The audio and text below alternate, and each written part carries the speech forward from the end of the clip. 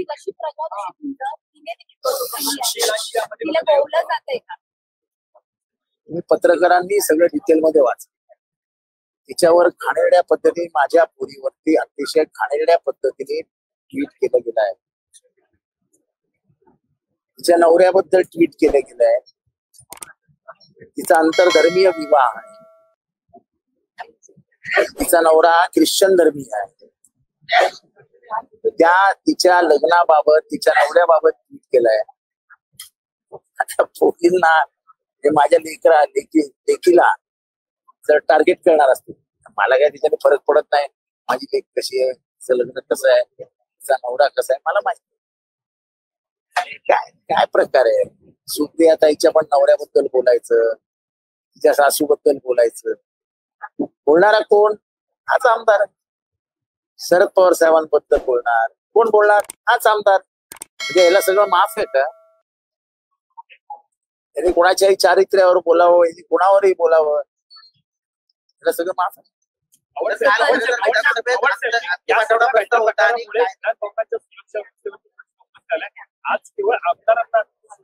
आम्ही पहिल्यापासून सांगतोय, फक्त आमदारांना सोडा.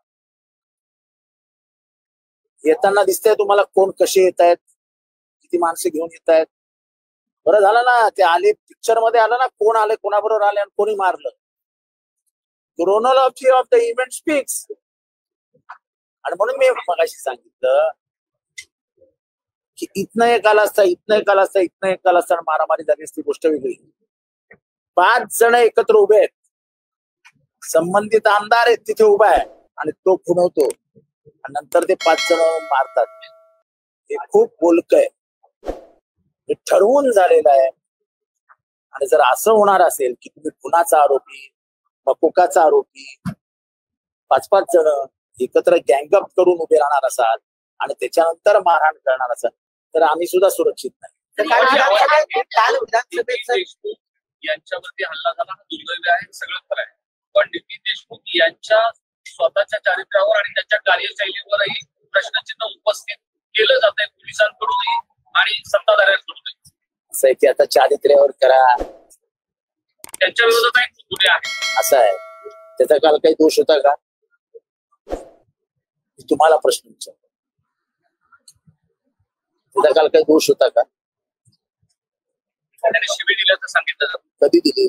दाखवा मला.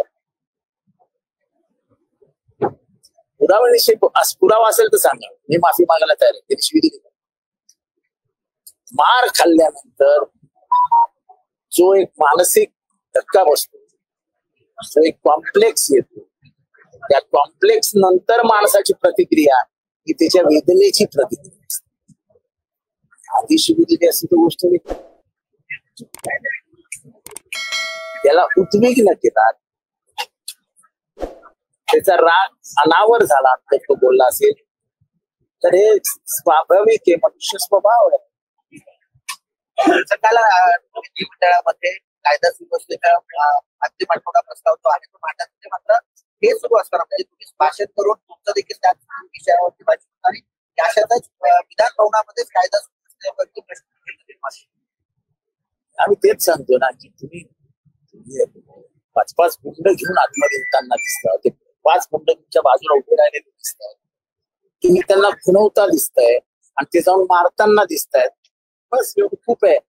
पोलीस काय करणार आहे, काही करणार. सत्ताधारी पक्षाचे गुलाम अपेक्षा